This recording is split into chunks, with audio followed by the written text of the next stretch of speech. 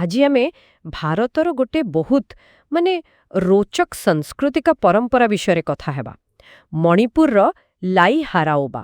ହଁ, ଏଇଟା ଏମିତି ଗୋଟେ ପର୍ବ ଯାହା ବିଷୟରେ ଆମକୁ କିଛି ତଥ୍ୟ ମିଳିଛି ଗୋଟେ ଲେଖାରୁ। ଆଚ୍ଛା।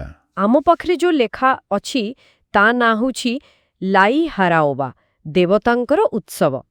ତ ଆଜି ଆମେ ଚେଷ୍ଟା କରିବା ଏଇ ଲେଖା ଭିତରୁ ଏ ପର୍ବର ମୂଳ କଥାଟା ବୁଝିବା ପାଇଁ। ହଁ ହଁ, ଆଉ ଆରମ୍ଭରୁ ହିଁ ଦେଖନ୍ତୁ, ନାଁଟା କେତେ ମଜାଦାର ଲାଗୁଛି। ଏକଦମ। ଲାଇ ହାରାଓବା। ଲେଖା କହୁଛି ଏହାର ଅର୍ଥ ହେଉଛି ଦେବତାଙ୍କର ଆନନ୍ଦ ଉଲ୍ଲାସ, କିମ୍ବା ସିଧା କହିଲେ ଦେବତାଙ୍କର ଉତ୍ସବ। ହୁଁ, ଏଇଟା ନିଜେ ହିଁ ଗୋଟେ ବଡ଼ ସୂଚନା ଦଉଛି, ନୁହେଁ କି? ନିଶ୍ଚୟ। ଏଇ ନାଁଟା ବହୁତ ଗୁରୁତ୍ୱପୂର୍ଣ୍ଣ। ଏଟା ଖାଲି ଗୋଟେ ନାଁ ନୁହେଁ, ମାନେ ଏଟା ପୁରା ପର୍ବର ଯୋଉ ମୂଳ ଭାବନା ତାକୁ ଦେଖାଉଛି ଯେ ଦେବତାମାନଙ୍କୁ ଖୁସି କରିବା, ତାଙ୍କ ପାଇଁ ଗୋଟେ ଆନନ୍ଦର ପରିବେଶ ତିଆରି କରିବା। ଆଚ୍ଛା। ଆଉ ଏଠାରେ ବି ଅଛି ଯେ ଏଟା ମୁଖ୍ୟତଃ ମଣିପୁରର ମୈତେଇ ସମ୍ପ୍ରଦାୟ ପାଳନ କରନ୍ତି। ବହୁତ ପୁରାଣା ପରମ୍ପରା ଏଟା। ହଁ, ମୈତେଇ ସମ୍ପ୍ରଦାୟ। ତେବେ ଏଇ ଯୋଉ ଦେବତାଙ୍କ ଆନନ୍ଦ ଉଲ୍ଲାସ କଥା କୁହାଗଲା, ଏଇଟା କାହିଁକି ଏତେ ଜରୁରୀ ତାଙ୍କ ସଂସ୍କୃତିରେ? ଲେଖାରେ କିଛି କାରଣ ଦିଆଯାଇଛି କି? ହଁ, ଦେଖନ୍ତୁ, ଲେଖା ଗୋଟେ ଭଲ କଥା କହୁଛି। ଏଥିରେ କୁହାଯାଇଛି ଯେ ଏଇ ଯୋଉ ଆନନ୍ଦ ଉଲ୍ଲାସ, ଏଟା ଖାଲି ନାଚ ଗୀତ ବା ମନୋରଞ୍ଜନ ନୁହେଁ। ବେଳେବେଳେ ଏଟା ବ୍ରହ୍ମାଣ୍ଡ କେମିତି ସୃଷ୍ଟି ହେଲା, ମାନେ ମୈତେଇମାନଙ୍କର ଯୋଉ ପୁରାଣ କାହାଣୀ ଅଛି ତାର ଗୋଟେ ପ୍ରକାର ପୁନରାଭିନୟ ଭଳି।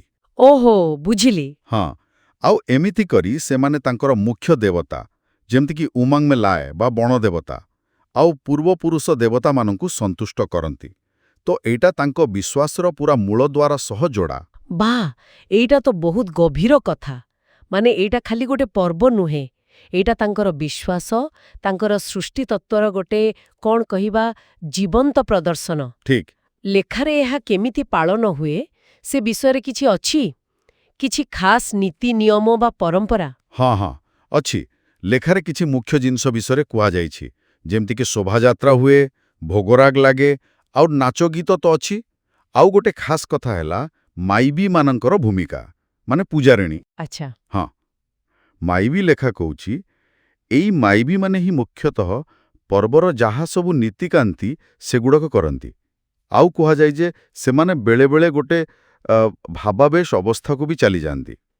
ଆଉ ଦେବତାଙ୍କ କଥା କୁହନ୍ତି ବୋଲି ବିଶ୍ୱାସ ଅଛି। ଓ, ଆଉ ଯୋଉ ନାଚ ଗୀତ ହୁଏ ସେଇଟା ବି ଏଇ ପବିତ୍ର କାହାଣୀଗୁଡ଼ିକୁ ବର୍ଣ୍ଣନା କରେ। ତାହେଲେ ମାଇବୀ ମାନେ ଏକ ପ୍ରକାର ମଣିଷ ଆଉ ଦେବତାଙ୍କ ଭିତରେ ସେତୁ ଭଳି କାମ କରନ୍ତି ଏ ଉତ୍ସବ ବେଳେ। ହଁ, କିଛିଟା ସେମିତି ହିଁ। ଦେଖିଲେ ତ କେମିତି ଦେବତାଙ୍କ ଉତ୍ସବ ଏଇ ନାଁଟା ଭିତରେ ଏତେ ସବୁ ଗଭୀର କଥା ଆଉ ପରମ୍ପରା ଲୁଚି ରହିଛି, ଆଉ ଆମର ଏ ଲେଖା ଆମକୁ ସେଇଟା ବୁଝିବାରେ ସାହାଯ୍ୟ କରୁଛି। ନିଶ୍ଚୟ। ତାହେଲେ ସଂକ୍ଷେପରେ ଯଦି କହିବା, ଆମ ଲେଖା ଅନୁସାରେ ଲାଇ ହାରାଓବା ହେଉଛି ମଣିପୁରର ମୈତେଇ ସମ୍ପ୍ରଦାୟ ପାଇଁ ଗୋଟେ ବହୁତ ଗୁରୁତ୍ୱପୂର୍ଣ୍ଣ ପାରମ୍ପରିକ ପର୍ବ। ଏହାର ନାଁର ଅର୍ଥ ଦେବତାଙ୍କର ଆନନ୍ଦ ଉଲ୍ଲାସ, କିନ୍ତୁ ଏହା ଖାଲି ମଜାମସ୍ତି ନୁହେଁ। ହଁ, ଏହା ଭିତରେ ସୃଷ୍ଟିତତ୍ତ୍ୱ, ପୁରାଣ କାହାଣୀ ଆଉ ମାଇବୀଙ୍କ ଦ୍ୱାରା ପରିଚାଳିତ ଜଟିଳ ନୀତି ନିୟମ ସବୁ ଜଡ଼ିତ। ଏକଦମ ଠିକ୍ କହିଲେ। ଆଉ ଏଇଟା ଆମକୁ ଭାରତର ଯୋଉ ସାଂସ୍କୃତିକ ବିବିଧତା ଅଛି ତାର ଗୋଟେ ବହୁତ ସୁନ୍ଦର ଉଦାହରଣ ଦେଖାଉଛି।